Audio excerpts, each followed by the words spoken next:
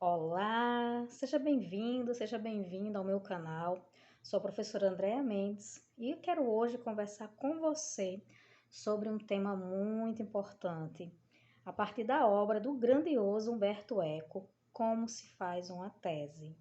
Essa obra foi publicada no Brasil na década de 80 pela editora Perspectiva de São Paulo e desde então é como manual para todos aqueles que querem entender como podem fazer um bom trabalho científico a partir então de alguns elementos bem importantes e que muitas vezes não são ditos pelos nossos orientadores ou por nossas orientadoras. E já que você chegou aqui, deixa eu fazer alguns pedidos. Primeiro, se inscreva no meu canal. Esse canal, ele tem tantos conteúdos para os estudantes de ciências humanas, como também para professores e professoras. Outro pedido é ative as notificações. Assim, toda vez que eu lançar um vídeo novo, você vai ficar sabendo.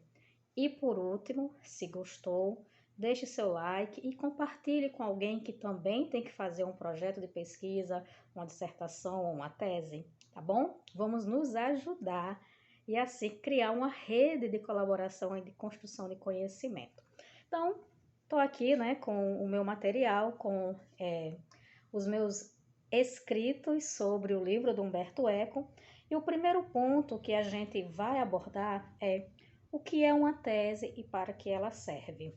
Vamos entender aqui tese como qualquer trabalho científico, certo? E nesse caso aqui, uma das coisas que nos ajudam bastante é criar um trabalho original. Isso de fato dá mais peso à nossa produção, dá mais autoridade ao nosso trabalho e reforça mais ainda a importância dessa nossa pesquisa. Um outro ponto que também é muito importante é que a gente sempre procure um novo viés, uma nova abordagem. Mesmo que seja um tema conhecido, um tema que já foi trabalhado por outras pessoas, mas que nós possamos encontrar algo que ainda não foi dito e que vai fazer a diferença naquela área de estudos, naquele campo de pesquisa.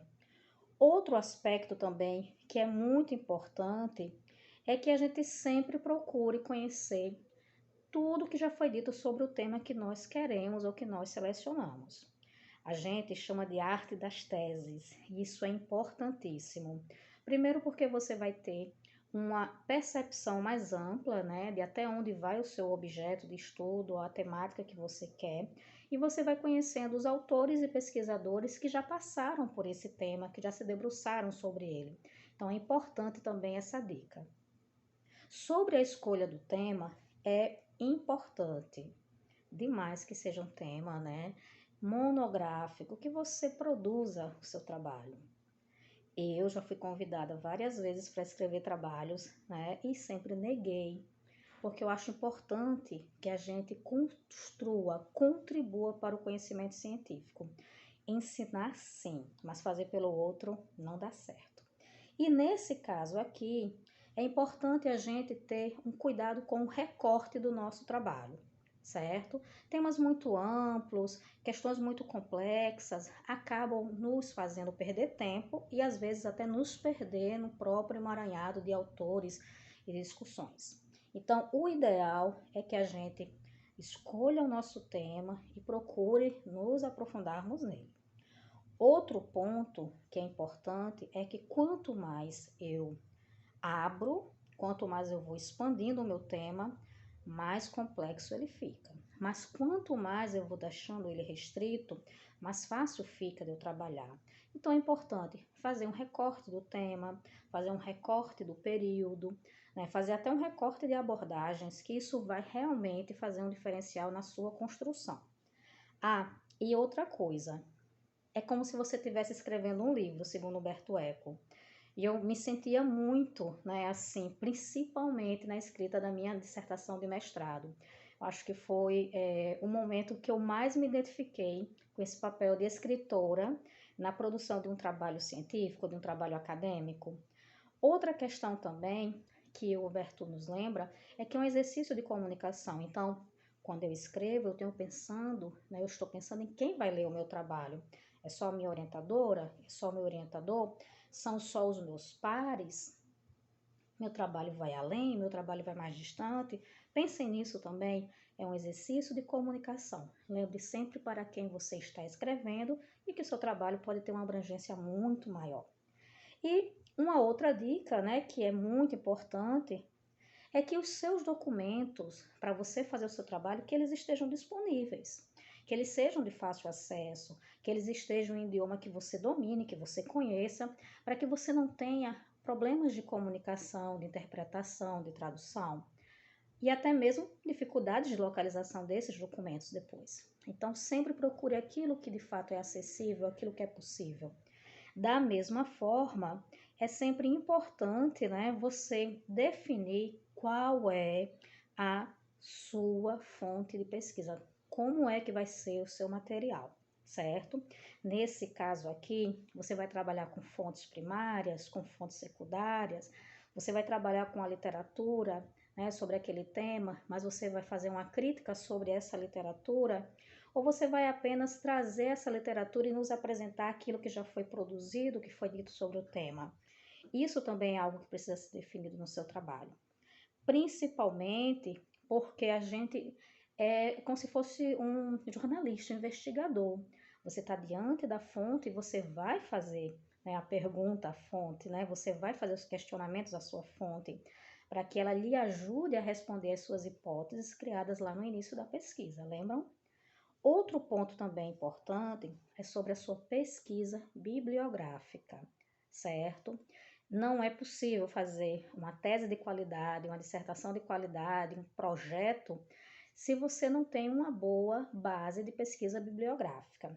E aqui é interessante demais você ir buscando já as suas fontes dentro daquele tema, né? Eu aqui tenho atrás aqui a minha estante e ela está dividida por temas.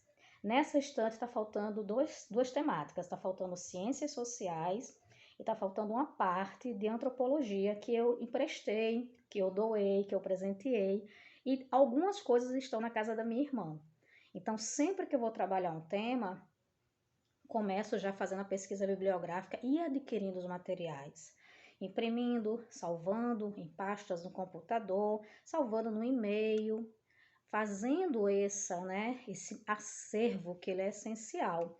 E aí, se você tem condições, se você está podendo visitar arquivos, se você está podendo visitar bibliotecas, faça essas visitas para você ampliar, de repente descobrir novos materiais.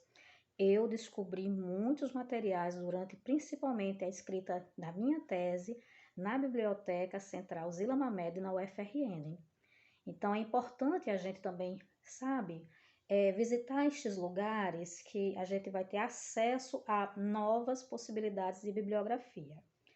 E como é que você vai fazer com essa bibliografia? Lembrando, é bom estudar a bibliografia e transformá-la depois em material de revisão. Então, sempre faça um fichamento, um esquema explicativo, até mesmo um mapa mental, mas nunca passe por aquela bibliografia sem deixar um registro dela, anotar, tomar notas, marcar o texto, para que isso lhe poupe tempo na hora que você sentar para fazer a construção do seu texto e precisar mobilizar aqueles autores para o seu trabalho, né, para ajudar na sua pesquisa. Outra questão também é que você pode organizar as fichas, né? Essas fichas de leitura, elas podem ser de vários tipos. Eu uso de vários tipos. Mas você pode fazer por temas, você pode fazer por autores, você pode fazer fichas só de citações, né, que são as minhas favoritas, ou até mesmo dentro do seu próprio trabalho você pode dividir esse material. Sobre as fontes, né, faça um investimento. Se, por exemplo, o seu autor, né, um dos seus autores principais, for, por exemplo, Jean Piaget, uma suposição, leia Jean Piaget no original, não fique lendo o que falaram dele apenas, traga ele para o seu texto para dialogar. Se por acaso o seu autor for, digamos, Zygmunt Bauman, traga Bauman no texto original dele. E aí alguns livros, algumas fontes são essenciais ao investimento. Faça um investimento que vai valer a pena depois.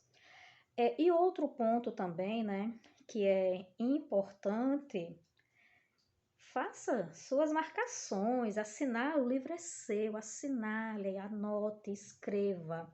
Deixa eu dar uma dica que não está aqui na obra de Humberto Eco. Tenha do lado da cama um bloquinho, sabe? Uma caneta, um lápis, porque às vezes a gente na produção de projeto de pesquisa, dissertação de mestrado, tese ou até mesmo TCC, acorda de madrugada com a ideia e ela some. Isso me aconteceu no mestrado e eu senti muito, que até hoje eu não sei o que é que eu ia escrever, mas eu sei que era algo bacana, mas eu perdi. Então deixa ali do lado da cama um bloquinho, tá? Para as suas horas de insônia e de criatividade. Quando você estiver escrevendo, agora é a parte da redação da sua tese, né? Lembre sempre de usar os termos técnicos. Há uma linguagem formal, uma linguagem científica que a gente precisa utilizar. Nunca esqueça disso. Outro ponto também é que você está escrevendo para o mundo, para todas as pessoas. Então, lembre disso, né? Aquela questão inicial. Lembre para quem você vai comunicar sobre a sua pesquisa, sobre o seu trabalho. Tenha cuidado na escrita. Não use períodos muito longos. Evite repetir demais o sujeito, né? São bem regrinhas, né? Da língua portuguesa também que nos ajuda bastante, né? A língua portuguesa nos ensina que devemos ter coerência e coesão na nossa produção textual. Traga isso, até mesmo leia sobre isso se ainda não estiver se sentindo seguro sobre essa temática. Procure, né, abrir frequentemente parágrafos para o seu texto ficar bem mais fácil de compreender. Eu lembro que quando eu lia Pierre Bourdieu, ficava enlouquecida, porque os períodos de Pierre Bourdieu eram muito longos, né? Tinham períodos de mais de uma página. E eu ficava tentando encontrar um espacinho ali de uma mudança de pensamento dele para outro e às vezes eu não achava. Então evite, né? Escreva com períodos, com parágrafos menores, né? Com períodos mais curtos. Também procure evitar o pronome pessoal. Olha, isso eu vejo muito. Já orientei muitos trabalhos de conclusão de curso. Já orientei muitos trabalhos de pós-graduação e as pessoas ainda têm essa mania de quererem bastante, né, usar pronomes pessoais. Tenham cuidado, né? A gente está falando aqui de linguagem científica, né, de produção da ciência, e realmente tem algumas formalidades que a gente precisa respeitar. Sobre as citações, lembrem, citou, comente. Citou, procure interpretar aquilo que o autor disse. Quando você cita em uma língua estrangeira, traduza. Ou se você mesmo traduziu, coloque o trecho na língua, né, nativa, lá na sua nota de rodapé. As citações, elas são extremamente importantes, elas dão autoridade ao nosso texto. Elas mostram que nós fizemos uma boa pesquisa bibliográfica, que nós buscamos levantar um grande arcabouço, né, da arte das teses. Então façam isso. E eu tenho certeza que vocês vão conseguir produzir um excelente trabalho. Lembrem que as citações devem ser fiéis ao texto e que é o seu comentário, é a sua interpretação que vai elucidar para os leitores a sua compreensão. E eles assim também vão entender o seu objeto de estudo. Se dediquem, criem o seu acervo, leiam, estudem, mas também tornem esses materiais fontes para pesquisas, para revisões. Confiem também em vocês. Eu desejo sucesso nos trabalhos de todos, sejam artigos, ensaios, dissertações ou até mesmo teses. Um abraço e até a próxima. Tchau, tchau.